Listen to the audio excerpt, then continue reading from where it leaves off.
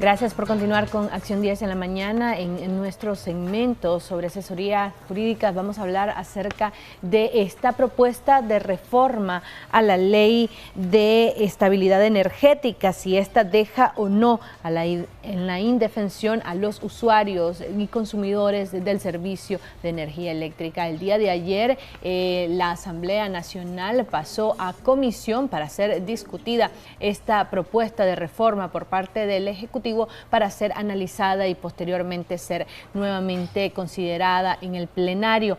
Para aclararnos varios aspectos de esta propuesta de reforma se encuentra con nosotros nuestro invitado del día de hoy, Willy. Así es, Michelle, y es que hay muchas especulaciones. Se ha hablado incluso de embargo de salario, embargo de bienes e incluso cárcel. Pero ya está con nosotros Juan Carlos López, quien es especialista en temas de consumidores. Juan Carlos, en realidad de todo esto que se ha dicho, de estas especulaciones, ¿qué hay de cierto y qué hay de que simplemente pues son situaciones que se están manejando pues y no van a entrar de lleno? Sí, buenos días, gracias por invitarme y porque realmente quería despejar muchas dudas, ¿no?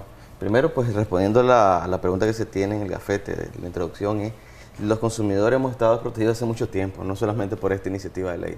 Realmente se han venido haciendo reformas al sector eléctrico, se han venido aplicando alza, porque la empresa distribuidora no tiene la capacidad de sostener el sector energético. Y lamentablemente la distribuidora es la que carga con los platos rotos del sector.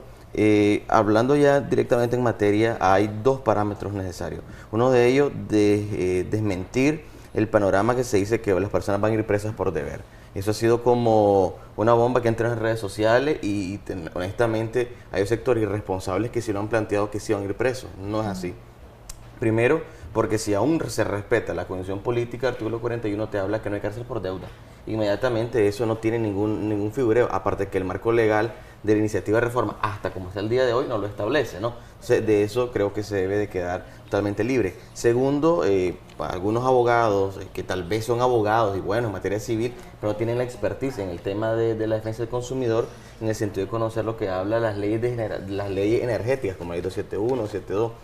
Para eso, para poder plantear que va a haber embargos salariales o inclusive embargos relacionados con viviendas, vehículos, como se ha especulado, el marco legal lo único que se establece hasta el día de hoy, salvo que hoy en asamblea o mañana se discuta y haya un cambio sumamente sustancial y reforma en otras leyes conexas, es que realmente para poder embargarte un vehículo, tú dices que lo has puesto en garantía. Aparte que la relación jurídica que tenés con Disnorte Disur no es una relación de crédito, o sea, es una relación someramente contractual de un servicio público que se vende por un privado que es Disnorte Disur hasta el día de hoy. Entonces, lo único que establece el marco legal hasta donde está aprobado el día, o donde está situado el día de hoy sin ser aprobado, es que se va a reconocer como la factura eléctrica como un documento, un título que es perseguible de ejecución, o sea, que no es un documento judicial, pero se puede obviamente ejecutar. Recordemos que la legislación civil te establece la reforma de la ley, perdón, el nuevo Código Civil 902, en 902 establece los juicios monitorios. Y aquí pongo un ejemplo que lo he venido repitiendo en otros segmentos, en otros medios. Juan Carlos López tiene una vivienda o tengo un negocio por la crisis o porque ya no pude seguir pagando, me fui. Tal vez dejé una deuda sin haber sustraído de forma ilegal energía eléctrica, ¿verdad? Me fui de la vivienda, quedaron 50.000 o 20.000 Córdoba y nadie lo va a pagar porque está a nombre mío, aunque en otra persona se lo van a cobrar y la persona dice, mejor no agarro ese bien, por así decirlo. O sea, esa deuda posiblemente como Disnorte lo pierde, porque pues es probable que dentro de 2 años venga alguien a querer agarrar ese lugar o ese servicio y ahora sí va a dar un arreglo de pago. Es un dinero que lo pierde Disnorte. Y ojo, te lo planteo aquí, yo no estoy en defensa de Disnorte, hablo las cosas objetivamente como son. Entonces Disnorte lo que va a tratar de hacer es perseguir posiblemente las deudas que sean mayores, porque antes que te use la palabra, Michelle, discúlpame, es que yo no veo ningún abogado que vaya a meter una demanda en materia civil por 2.000 Córdoba, una factura de 2.000 Córdoba. O sea, desde ahí honestamente no tiene ninguna lógica. Lo que sí se deben de hacer es reformar leyes que están conexas si realmente quieren dar vida a este mecanismo. Pero exactamente la empresa va a quedar facultada para procesar judicialmente a los usuarios en deuda. Esto no implicaría que en algún momento el judicial ordene al usuario que se le embargue algún tipo de bien para resarcir la deuda. Mira, hay bienes que son inembargables por insisto, si esto va a ser así como se ha venido figurando, si leemos el texto de la ley no establece eso. Si realmente ese va a ser una premisa, tengo la otra asignatura. Hay casas comerciales que realmente tienen una facultad legal mediante un contrato de antelación para poder requerirte a vos mediante abogados de igual manera. Insisto, no quiero decir que eso sea lo mejor, porque yo solo estoy planteando lo que establece el marco legal. No he dado mi postura si estoy de acuerdo o en desacuerdo. Lo que te establece es que inclusive el artículo 2037 de legislación civil te habla que bienes son inembargables. Y peor aún, si no lo has puesto en garantía, ese bien realmente no tiene capacidad para ser embargable. Por una deuda de 20.000 córdobas no te deben embargar tu casa, o un vehículo, o una moto, sobre todo porque no ha sido sujeto a garantía. Lo que sí se visiona es que Disnorte está en números totalmente difíciles, el generador no baja los precios de megavatios que le vende a la empresa distribuidora y entonces lamentablemente, como dicen el perro más flaco se le pagan las pulgas, el gobierno entiende de que vamos a trasladar este modelo de recuperación a los usuarios, pues porque también hay sectores, y yo quiero dejar muy claro este espacio responsable, es que la gente que no paga energía eléctrica, o sea, el que paga energía eléctrica subsidia al que sí paga energía eléctrica. Entonces, por eso es que las tarifas obviamente vienen muy cargadas, obviamente con los costos adicionales, y por eso es que obviamente el sector energético es totalmente confuso, porque hay muchos subsidios cruzados que el que lo paga es el consumidor final. Insisto, esta facultad que se le pueden dar a Disnorte deben ser reguladas, deben ser revisadas, porque no es exactamente como han comentado otras personas que dicen que son expertos, ¿no? Sino de que realmente para inclusive cambiar la metodología de ver el antifraude, se debería reformar o se debe reformar la ley 661. O sea, esta ley 554, aunque se reforme, está íntegra como está, no puede sobrepasar con lo que establece la ley antifraude. Tendría que reformar o derogar artículos en el artículo 17, porque hay procedimientos para poder revisar el tema del fraude. Entonces, hay muchas cosas que si se aprueba la ley como esta va a crear mucha antinomía jurídica y va a crear mayor discrecionalidad a determinados sectores. Si nuestros amigos televidentes tienen alguna inquietud, pueden llamar a nuestras líneas telefónicas 2222-7808 para plantear algunas de sus inquietudes. Juan Carlos, ¿una reforma a esta ley viene a solucionar el problema de los nicaragüenses o viene, como se ha especulado, a criminalizar la pobreza? En respuesta concreta, no. O sea, honestamente, pues yo soy una explicación de lo que establece el marco legal hasta ahorita, de manera muy objetiva y responsable. Si me preguntases a mí por el trabajo de años de experiencia y trabajar con los usuarios, porque es fácil tal vez decirlo, yo vengo a hablar en nombre de los consumidores, pero yo he trabajado con los usuarios de energía eléctrica, inclusive con todo lo que corresponde, y hemos estado proponiendo en la asamblea en años anteriores. Esto es negativo porque, imagínate, y aquí pues creo que tenemos una llamadita, pues, y después le doy una explicación. Buenos días, ¿le escuchamos? Ajá, sí. Yo estoy viendo eso de que si cree usted que es correcto, que es correcto que nosotros paguemos la energía que otros se roban. Eso no está regulado, según lo veo, y no es justo, porque yo consumo. Viera cómo hacemos nosotros para no consumir tanta energía y sin embargo me sale hasta de 2.000 córdobas un recibo. Solo tengo un aparato, un televisor y las bujías toditas son de esas que ahorrativas, y sin embargo mi recibo sale caro y estoy oyendo que estoy pagando porque otro roba y no es justo esto. ¿Desde cuándo usted está pagando más por su factura? Todo el tiempo. ¿Y sabe qué me dicen? Cada año que yo voy a reclamar, me dicen que porque yo pongo porque ponemos los arbolitos, porque ponemos ni una bujía navideña, porque a Dios gracias soy cristiana y no soy tradicionista, y no uso ninguna cosa de esa, y sin embargo el recibo nunca me bajó, y cada año sube. Bueno, muchísimas gracias por su llamada. Una de las inquietudes que tiene la población, que los recibos vienen alterados.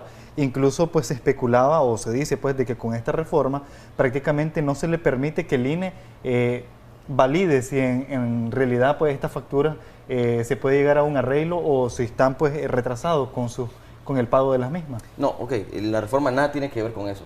Por eso te digo, no está estipulado. La reforma es un chacuatol que hicieron rápido Y eso es lo que lo puedo leer, donde le meten mucha carne en tan poco espacio y realmente no queda estipulado. Realmente el ente regulador hasta el día de hoy tiene un proceso de fiscalización, tiene una ley específica y en los casos de antifraude el ente regulador debe de ir a revisar si realmente Disnorte encuentra un fraude. Lo que sí parece que la ley presupone es que si hay un fraude cometido por energía sustraída, ya sea manipulación de medidor o una línea directa, como manifiesta la ley como tal, la ley antifraude, debería de ir acompañado con un inspector del ente regulador. Ahora te dice que puede utilizar cualquier otro mecanismo audiovisual, lo que sea, foto, video, inclusive estados testigos. Ahí las cosas pueden cambiar y eso sí puede ser peligroso, pero honestamente eso tendría que reformarse el marco legal que tenemos de la ley antifraude, no solo porque esa ley va a quedar aprobada, pero quedaría una antinomia jurídica. Lo que dice la señora es un común denominador de los usuarios. Si nosotros nos planteamos hablar de energía eléctrica, todos los usuarios van a llamar, muchos diciendo que las facturas los tienen hartos. Y eso ha sido una responsabilidad relativamente de nosotros, pues como usuarios, porque no leemos el medidor realmente. Y eso es una autorreflexión que debemos hacer. No sabemos leer la factura de energía eléctrica. Tenemos años y años, los hijos, los nietos, los abuelos nunca han leído la factura de energía eléctrica, no saben ni lo que están pagando. Porque es una realidad, porque nunca nos hemos educado. Y tercer punto, nosotros nunca protestamos realmente. Y lo que hemos hecho, imagínate que hace meses nos metieron el gol de que para poder reclamar en segunda instancia en Disnorte tenemos que pagar la factura, tenemos que pagar un promedio. Eso es como usuarios no debimos haberlo aceptado. Sin embargo, pasó desapercibido porque hay otros temas más importantes en la palestra del país y estos temas van pasando y al usuario lo va lacerando. Juan Carlos, una de las justificaciones presentadas ayer en la Asamblea Nacional esgrimía que el Estado debe garantizar el servicio de energía eléctrica y se debe, si no mal recuerdo, se debe garantizar la liquidez de la empresa distribuidora. La empresa distribuidora no debería de dar una especie de informe de los números, en qué condiciones se encuentra y también si qué tanto ha avanzado en el tema de legalización, porque entendemos que parte de la fuga del dinero obviamente se va por aquellos usuarios que están conectados de manera ilegal. O sea, ellos también tienen gran parte de la responsabilidad en la crisis que pudiera estar enfrentando, si es que en realidad hay crisis. Y mira, de hecho hay crisis, eso sí está. Nosotros hemos reunido con la gente de Disnorte y sí hay crisis. Para responderte muy específico, el artículo 105 establece lo que vamos a decir, el Estado debe garantizar la energía eléctrica a nivel nacional. Juan Carlos, hagamos tenemos otra llamada telefónica. Buenos días. ¿Aló? Sí, le escuchamos. Buenos días. ¿Aló? Sí, adelante, le escuchamos. ¿Cuál es su consulta?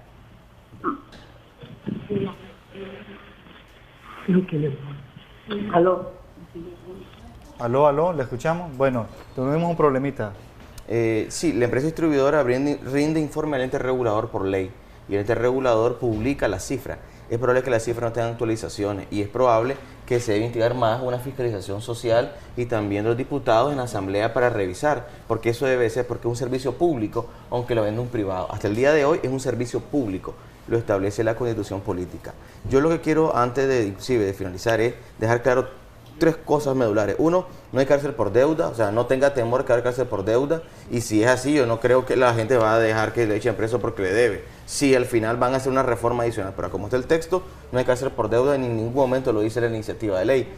Segundo, no le van a embargar su casa, su vehículo, porque no hay facultad jurídica. Insisto, hasta como está el marco legal. Ahorita, si hay una ambición detrás de eso, la desconozco, pero si es así, hay que protestarlo y hay que demandarlo. Y no creo que la gente vaya a regalar su casa. Mira, llévatelo porque te debo 5 facturas de energía. Eso no tiene ninguna lógica, realmente. Tercero, llamar de igual manera a que los usuarios tomemos el protagonismo, en el sentido de que no es posible que el usuario se quede viendo televisión en su casa, la factura llega alta y a veces ni la reclama. Aquí hay que reclamar, meter sus recursos, agotar el ente regulador.